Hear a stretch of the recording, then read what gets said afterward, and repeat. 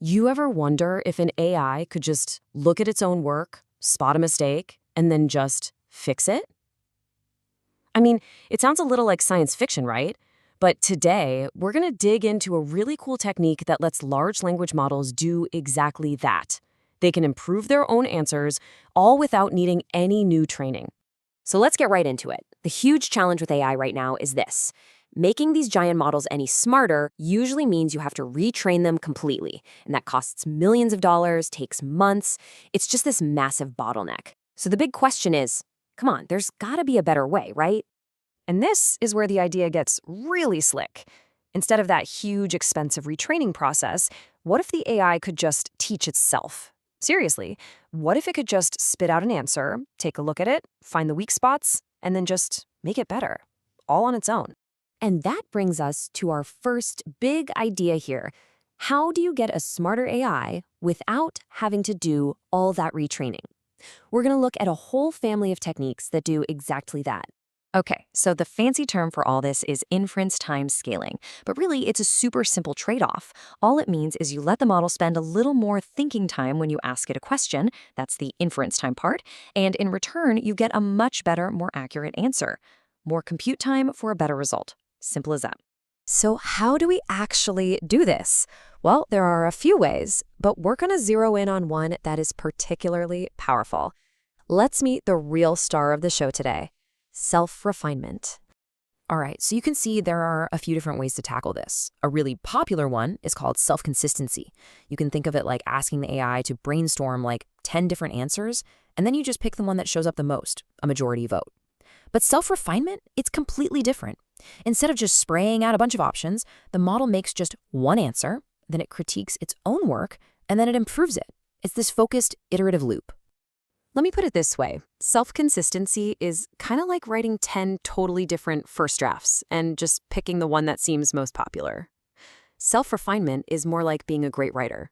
You know, you write that first draft, but then you go back, you edit it, you make it a better second draft, maybe even a third. It's a real process of deliberate improvement.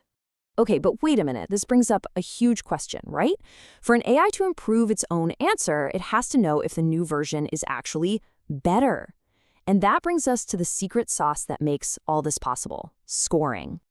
Exactly. How does it judge itself? You know, if it writes, the answer is 83, and then changes it to final answer 83, how on earth does it decide which one's better? It can't just feel it. It needs some kind of judge, some kind of referee. And here is the answer, a scorer. It's basically a separate little module that acts as a judge. It looks at every answer the AI comes up with and gives it a numerical score. And by doing that, it can tell, totally objectively, which response is better. It's a really simple idea, but it's incredibly powerful.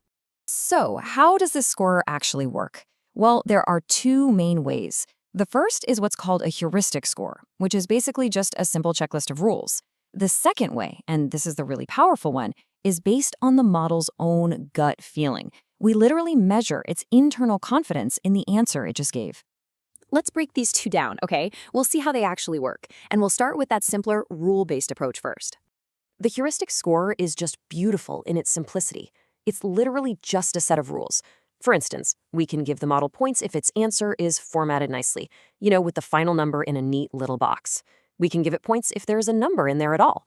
And, this is a big one, we can give it points for being brief and getting straight to the point.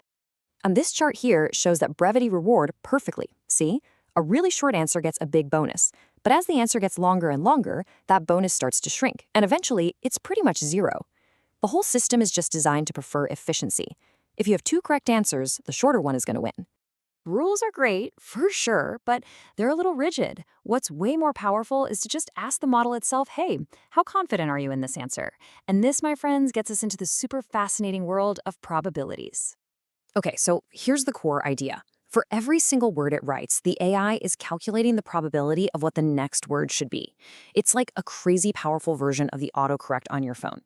So to figure out how confident it is in a whole sentence, we just multiply the probabilities of each word in that sentence together. A sentence that feels more believable or correct to the model will just naturally end up with a higher overall score. But there is a huge problem with this. Probabilities are always these tiny numbers between 0 and 1. And when you start multiplying a bunch of tiny numbers together, the result gets unbelievably small, like really fast. And these tiny, tiny numbers are a total nightmare for computers to handle accurately. It's a classic problem called numerical underflow. And here is the beautiful, elegant mathematical trick that solves this. There's this amazing property in math where multiplying numbers is the exact same thing as adding their logarithms. It lets us totally transform the problem. So by turning all our tiny probabilities into logarithms first, we can just add them up. It completely avoids that underflow problem and gives us a nice, clean, stable score. It's a perfect solution. So here's the key takeaway. Log probability is just a stable, reliable way of representing how confident the model is. All you really need to remember is that a score that's closer to zero, or, less negative, means the model is more confident in its answer. That's it. Okay, so we have all the pieces now. We know how to score an answer using the model's own confidence. So now let's put it all together and actually see this self-refinement loop in action. So this is the whole process, the complete loop. Step 1, the LLM generates its first draft, its initial answer. Step 2, then, and this is the wild part, it generates a critique of its own work. It reflects on what it just wrote. Step 3, using that critique as a roadmap, it generates a new, improved second draft. And then it can do it all over again, repeating the loop to get better and better. This is so much more than just some clever programming trick. It's a really fundamental shift. We're talking about moving towards an AI that can actually reflect on its own work and self-correct. That's a key component of what we think of as higher intelligence. And you know what? It really works. It delivers results. Take a look at this example here. The first answer got a heuristic score of about 2, but after just one round of refinement, the new answer, which is shorter and more efficient, got a much higher score of over 2.5. The system successfully figured out how to make its own output better. So that leaves us with one last thing to think about. We've always seen AI as this thing that just generates stuff for us.